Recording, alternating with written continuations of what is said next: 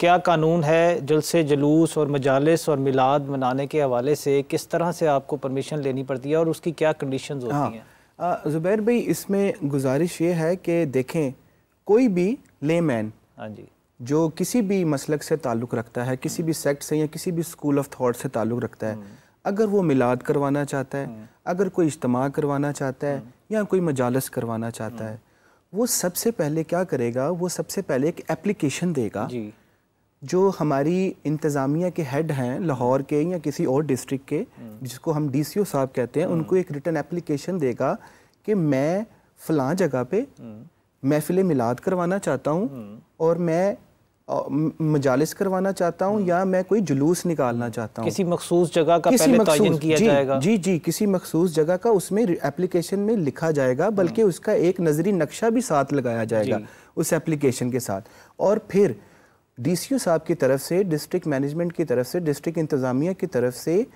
14 نکاتی ایک لیمیٹیشنز بھی اس کو کہتے ہیں اور ایک گارنٹی بھی وہ آپ سے لیتے ہیں۔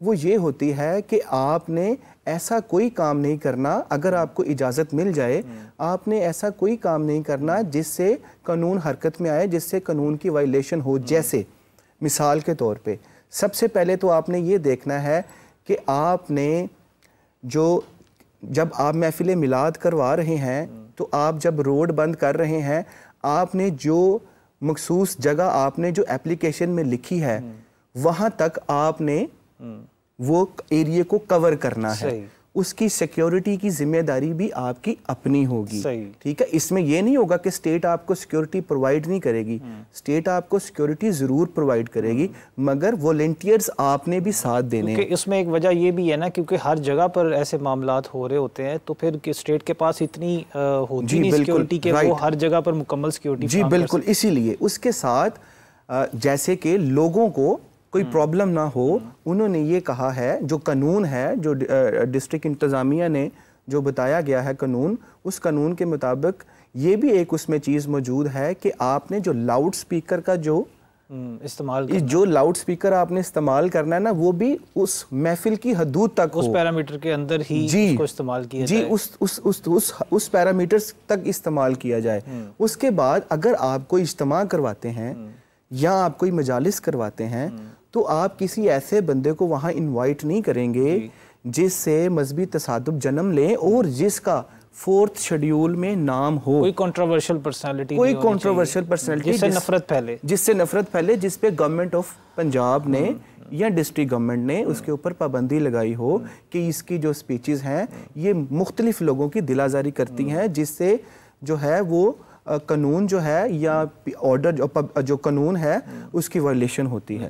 جی مفتی صاحب، میں عرض کروں گا کہ جیسے اسلام میں اور حضور نبی اکرم صلی اللہ علیہ وآلہ وسلم کی ذات نے جو ہمیں دین کے معاملے میں پیغام دیے، جیسے صبر، ٹالرنس اور ایک دوسرے کو برداشت کرنا، اور اس کے علاوہ کہ جیسے بھی آپ نے بتایا کہ بہترین مسلمان وہی ہے جس سے دوسرا مسلمان محفوظ ہے ہر لحاظ سے، زبان سے، ہاتھ سے، تو اس حوالے سے میں چاہوں گا کہ آپ لوگوں کو یہ بتائیں کہ جو چیز بھی اسلام میں شدت کے معاملات سے ہمیں گریز کرنے کو ہمیشہ کہا گیا ہے، کہ جیسے ہم بچپن میں دیکھتے تھے مفتی صاحب کہ جب 12 ربیع الاول آتا تھا تو ہمیں یاد ہے کہ بہت خوبصورت محفلوں کا اہتمام کیا جاتا تھا، خوبصورت درس دیے جاتے تھے اور بہترین نعتیں پڑھی جاتی تھی، لیکن اب آہستہ آہستہ ہم دیکھتے ہیں کہ لوگ اس کو ایک سیلیبریشن کو شدت کی طرف لے گئے ہیں، بازاروں کی طرف، اور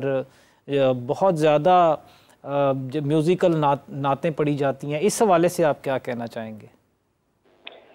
جی بالکل، ہم اس حوالے سے یہ کہتے ہیں کہ سرکار صلی اللہ علیہ وسلم کی نعت جو ہے اس کے جو آداب ہیں ان کا باقاعدہ خیال رکھنا چاہیے، اور ایسے ہی آپ صلی اللہ علیہ وسلم کی آمد کی خوشی میں جو بازاروں میں یا گلیوں کو سجاوٹ جو ہے اس سے سجایا جاتا ہے، ان میں بھی لوگوں کی گزرگاہوں کا خیال رکھنا چاہیے۔ حکم یہ ہے او تو طریقہ حق کا ہو، نبی اکرم صلی اللہ علیہ وسلم فرماتے ہیں کہ راستے کو اس کا حق دو، ٹھیک ہے؟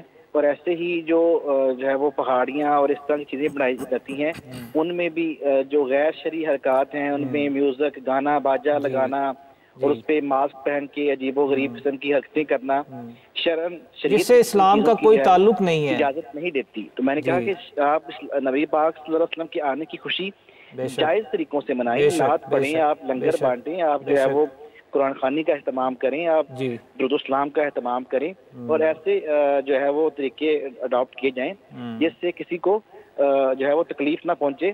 اور جیسے کہ آپ نے بات کی اور رانا صاحب بات کر رہے تھے کہ ہیٹ سپیچ نہیں ہونی چاہیے. آپ کیسی بھی آپ بات نہ کریں جس کی کسی دوسرے کی جو ہے وہ دل آزاری ہو، چاہے دوسرا مسلک ہے چاہے دوسرا مذہب ہے.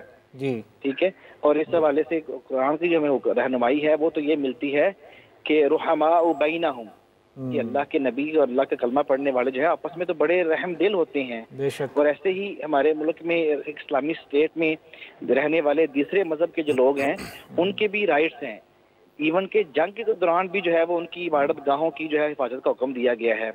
اور ایسے ہی نبی اکرم صلی اللہ علیہ وسلم نے فرمایا کہ جس شخص نے کسی ایسا شخص جو مسلمان کی ریاست میں غیر مسلم رہتا ہوا اس کا حق مارا، اس کا جو ہے وہ قرض مارا یا اس کا پیسہ مارا یا اس کی زمین پہ قبضہ کیا، تو میں محمد قیامت کے دن اس شخص کی جو ہے وہ وکالت کروں گا اللہ کے ہاں، اس شخص کا وکیل بنوں گا جس کا حق مارا گیا.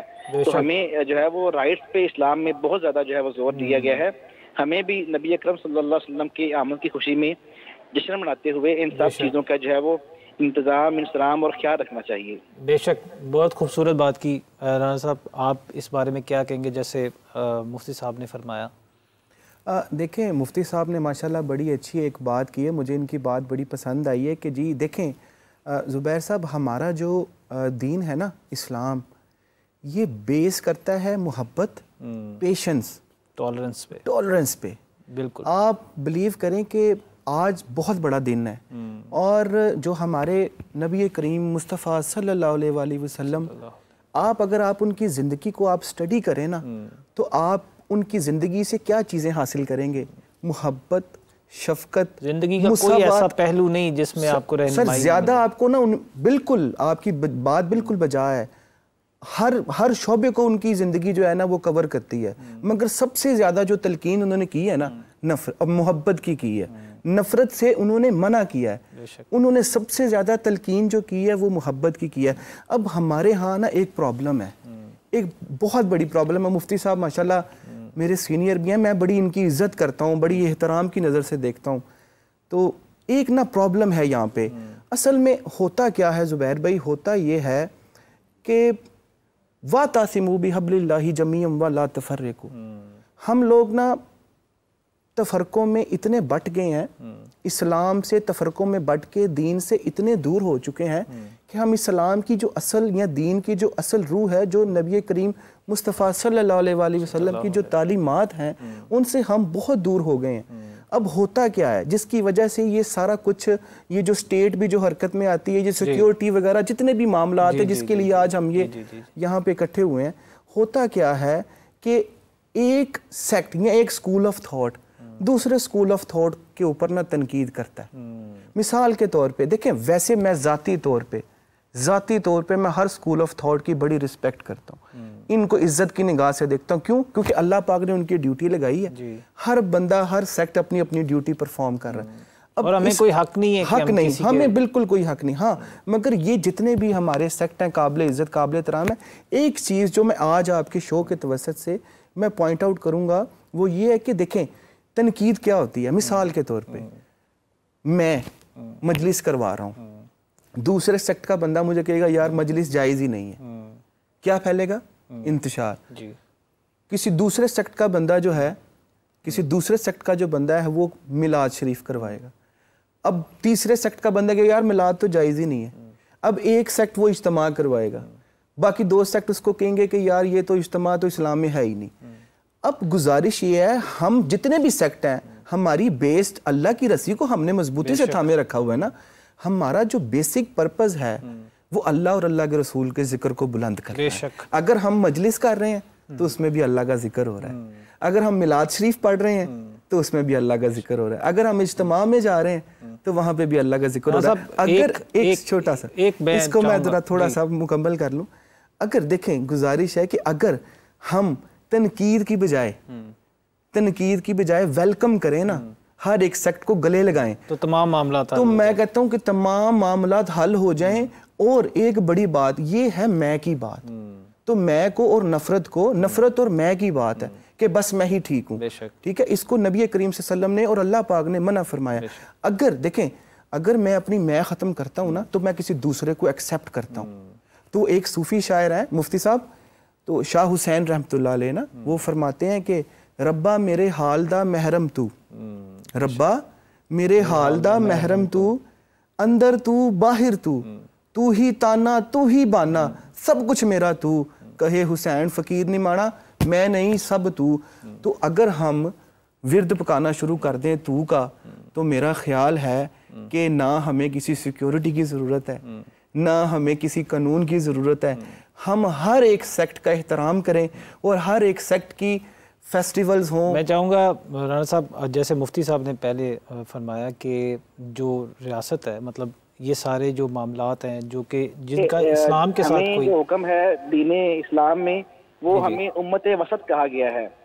اور حضور اکرم صلی اللہ علیہ وسلم کی اسم بارکہ ہے خیر الامور اوسطھا، بہترین چیز جو ہے وہ میانہ روی ہوتی ہے. بے شک کسی بھی چیز کی جو انتہا ہے اسے جو ہے وہ منع کیا گیا ہے. اور مولانا شاہ احمد نورانی صدیقی رحمۃ اللہ علیہ فرماتے ہوتے تھے کہ اس کا بہترین حال یہ ہوتا ہے کہ اپنا مسلک چھوڑو نہیں اور کسی کا مسلک چھیڑو نہیں.